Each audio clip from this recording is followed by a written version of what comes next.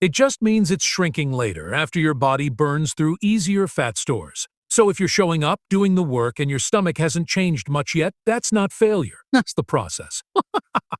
Here's how you win this phase without burning yourself out. It's built on 4 pillars.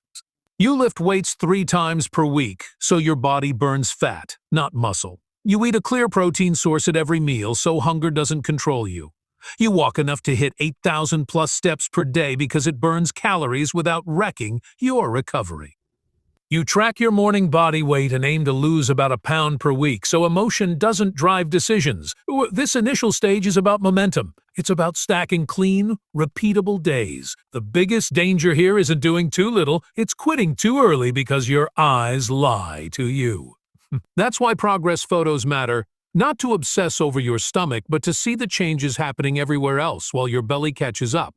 If you need one rule here, it's this: don't judge the plan by your belly in week 2. Judge it by your weekly average weight, your waist measurement, and whether you're still showing up. Most people quit right before this phase ends. If you don't, you move into the next challenge. This is where your fat loss slows or stalls. This usually happens around 15% body fat for men and 23% for women. And if you've ever felt like, bro, I'm doing the same things, but now nothing's happening, this is the phase you're describing. At this point, your body adapts quietly. Not because you broke your metabolism, but because you're smaller, you're leaner, and your body is getting more efficient. Here's what that looks like in real life. You weigh less, so your maintenance calories are lower. You're burning fewer calories during the same workout. You're burning fewer calories just existing. And there's a sneakier one most people miss.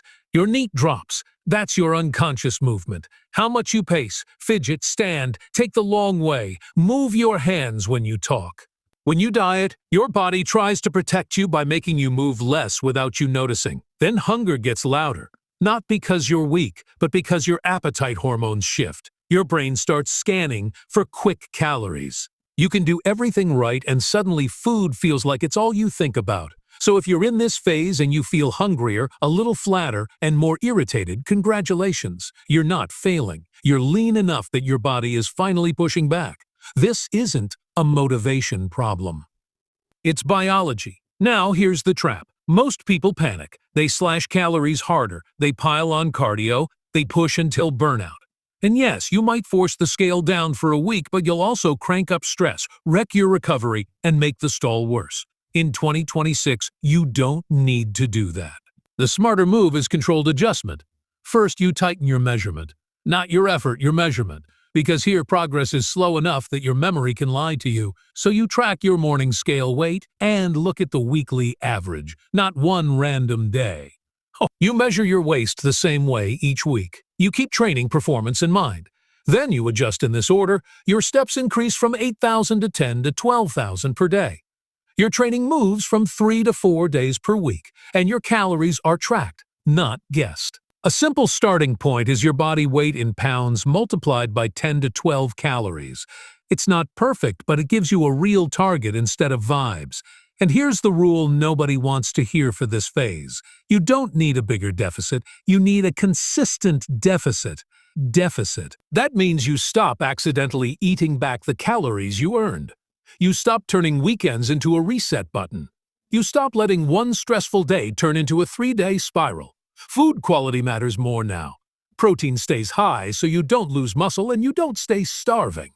The volume foods keep you full. Fruits, veggies, potatoes, lean proteins, soups, low-calorie meals you can repeat. Every calorie has to work harder for you. This is also where you finally start seeing your physique change for real. If you're a man, this is where your upper abs start showing, especially in good lighting. If you're a woman, this is where your waist tightens and your midsection looks smoother and more held together. This phase doesn't reward intensity. It rewards patience and clean execution. Clear this layer and you earn the right to fight the final one. Then there's the final layer, the stubborn belly fat you can't force. This is the last layer, your lower abs, your love handles, that final softness that makes you feel like you're so close but still not there. And I'm going to say this clearly because you need to hear it. If you're here, you're not dealing with a motivation problem, you're dealing with a body that's doing its job. This fat is biologically protected. It's packed with alpha-2 receptors, basically brake pedals that slow fat release. So when you diet, your body doesn't pull energy from this area as easily. Not because you're broken, because from a survival standpoint, your midsection is where your body likes to keep emergency fuel. And this is where the game changes. Because in the earlier phases, you can outwork a lot of mistakes. Here, your margin is small. Progress feels harder. Your hunger goes up. Your sleep gets lighter. Your stress tolerance drops. And your body starts reacting to the diet more than it did before.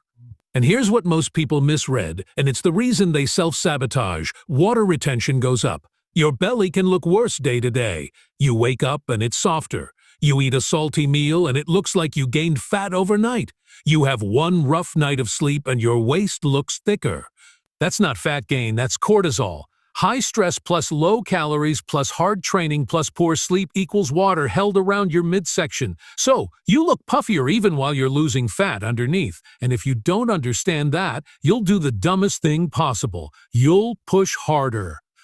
You'll add more cardio. You'll cut calories lower. You'll train like a maniac, and it feels disciplined. But it backfires because the harder you push here, the more your body fights you.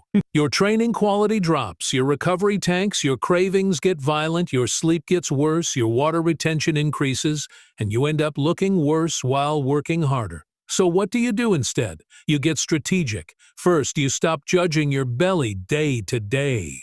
In this final phase, your mirror is the most emotional tool you own. You track trends, weekly average scale weight, weekly waist measurement, progress photos every 7 days. That's it. Second, your deficit gets smaller, not bigger. You're already lean. A huge deficit just creates stress and muscle loss. This phase is usually a slow drip. Think small deficit, high consistency. Third, you protect sleep like it's part of the diet because it is. If you're sleeping 5 to 6 hours and wondering why your belly won't change, that's your answer. Your body can't relax enough to let go. Fourth, your training stays heavy and clean, not exhausting.